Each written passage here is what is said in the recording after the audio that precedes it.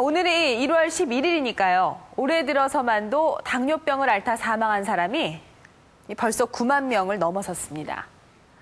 이렇게 당뇨병이 인류의 주요 사망 원인이 된 것은 전 세계적으로 급증하는 비만과 관련이 있는데요. 이 비만, 특히 복부 비만은 당뇨병에 걸릴 확률을 5배나 높인다고 합니다. 이런 이유로 뚱보의 나라로 불리는 미국에서는 오래전부터 비만과 당뇨에 적색경보가 켜졌습니다. 도시와 빌딩, 자동차, 모든 것이 크고 많은 나라가 미국이다. 비만 문제도 세계 최고 수준이어서 전 국민의 3분의 1이 비만 환자다. 그러나 미국의 고민은 이제 비만으로 그치지 않는다.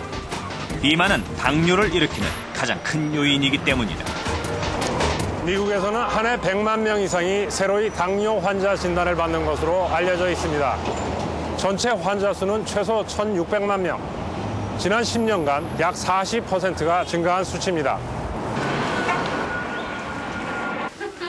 올해 56살의 로버트 미수아 씨. 그는 걷는 모습이 어딘지 모르게 이상하다. 겉으로 보이진 않지만 그의 다리는 모두 의족이다.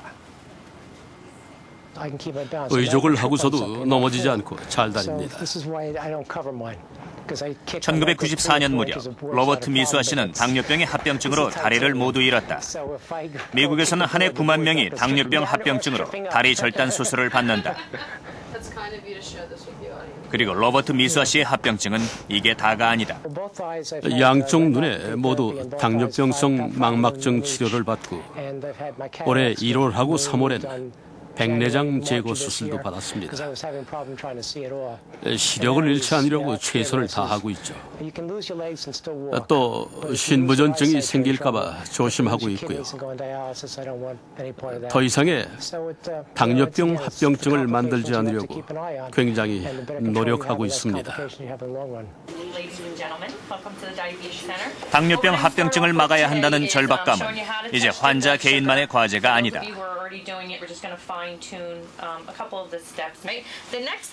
1997년 미국의 양대 의료기관인 국립보건원과 질병통제센터는 NDEP, 즉 당뇨병 예방과 관리를 위한 대국민 홍보 교육 프로그램을 시작했다.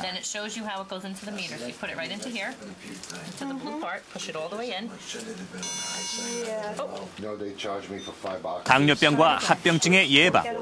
목표는 거창하지만 그 첫걸음은 환자들이 스스로 정기적으로 혈당을 체크하는 것이었다.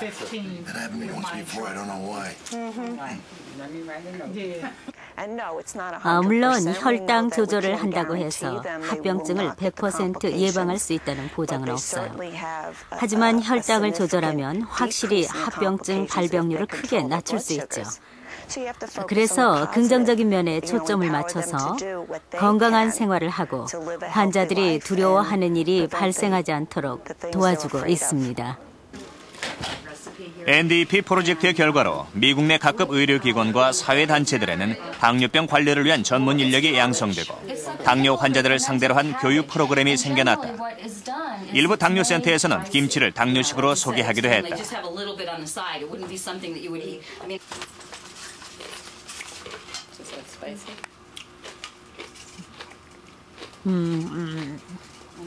아주 맵고 시고 조금 짜기도 해요. 우선은 사람들이 더 많이 움직이고 덜 먹어야 합니다. 체중을 잘 조절하고 활발하게 움직일수록 혈당을 더 잘 조절할 수 있습니다.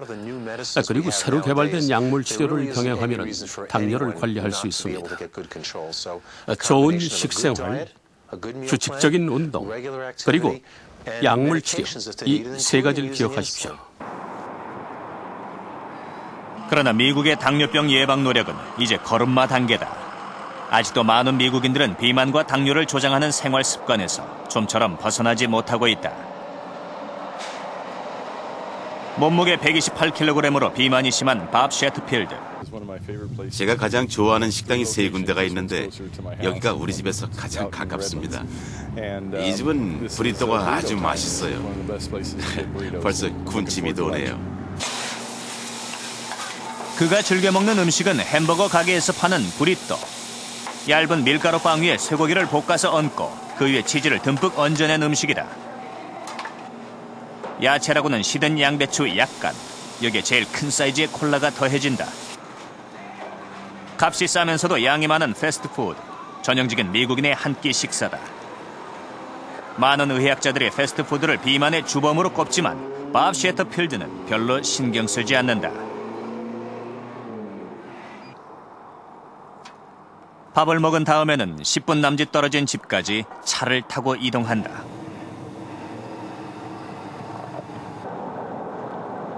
그의 거대한 몸은 걸음을 불편하게 하고 호흡곤란을 느끼게 할 정도다. 그러나 그는 집안에서조차 거의 움직이지 않고 또 다른 패스트푸드로 끼니를 채운다.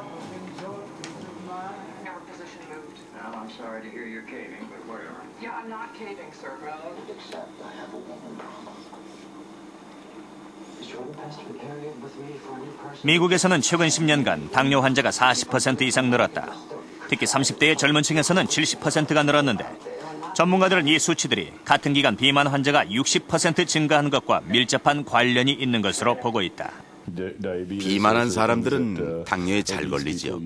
나중엔 심장마비를 일으킬 수도 있고요. 그래서 저도 걱정은 하고 있습니다. 그런 병이 안 걸리려면 살을 빼야겠죠. 미국의 당뇨병 예방 프로그램, 즉 NDEP는 실질적인 성과보다는 선언적인 의미가 큰 사업이었다.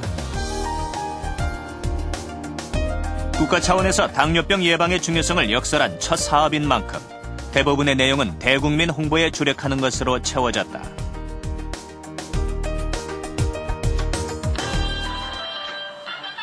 그 결과 해마다 미국인 2명 중 1명이 NDEP의 광고를 접해본 것으로 집계됐고 연인원 10억만 명이 이 프로그램의 내용을 인지하고 있는 것으로 나타났다. 그러나 아직까지도 미국에서는 자신이 당뇨병에 걸리고서도 그 사실을 알지 못하는 잠재적인 합병증 환자가 500만 명을 넘을 것으로 추산된다. 특히 저소득층과 어린이들의 급격한 비만 증가 추세는 당뇨병에 관한 미국의 전망을 어둡게 하고 있다.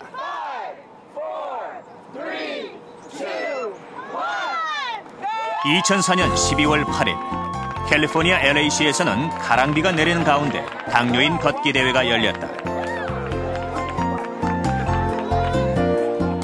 일반 시민의 참여가 많지 않았던 이 대회는 당뇨병과의 전쟁을 선포한 미국이 아직은 갈 길이 멀다는 것을 느끼게 한다. 많은 사람들이 아직도 당뇨가 치명적인 질병이란 사실을 무시하고 있으며 자신들이 현재 당뇨 환자일 수 있다는 사실을 인정하지 않고 있습니다. 당뇨 검사는 아주 간단합니다. 검사 결과 당뇨가 발견되면 다음 단계는 치료를 받고 의사와 상담해서 관리법을 알도록 하는 것입니다. 중요한 것은 당뇨는 관리할 수 있는 질병이라는 사실입니다. 그래도 다행인 건 당뇨가 완치는 어렵지만 잘 조절하고 관리만 한다면 큰 위험 없이 살아갈 수 있다는 건데요. 그러다 보니까 당뇨 환자 한 사람에게 들어가는 평생의 의료 비용이 천문학적인 액수입니다. 세계 각국의 사람들의 평균 수명입니다. 남자들의 평균 수명이 가장 높은 나라는 아이슬란드로 78살 정도고요. 그 뒤로 일본, 호주, 싱가포르, 뉴질랜드가 남자들의 장수국으로 꼽혔습니다. 그리고 여자들의 경우에는 일본 여성이 가장 오래 사는 것으로 알려졌는데요. 무려 85살이 넘습니다. 일본은 세계에서도 가장 오래 사는 나라임에는 분명한데요. 하지만 수명이 길다는 것과 또 건강하게 사는 것은 다른 문제입니다.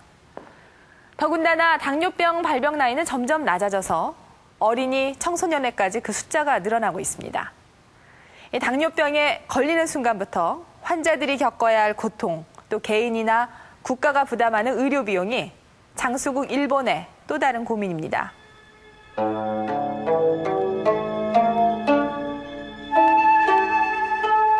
학원에서 일본의 전통 공연 가부키를 가르치는 아라키 키미에 씨. 병상에 누워있는 지금도 그녀의 귓전에는 제자들의 목소리가 쟁쟁하다. 지금도 제자들이 선생님 그만두지 마세요 하면서 성화예요. 치료가 끝나고 건강해지면 다시 연습실로 돌아가려고요.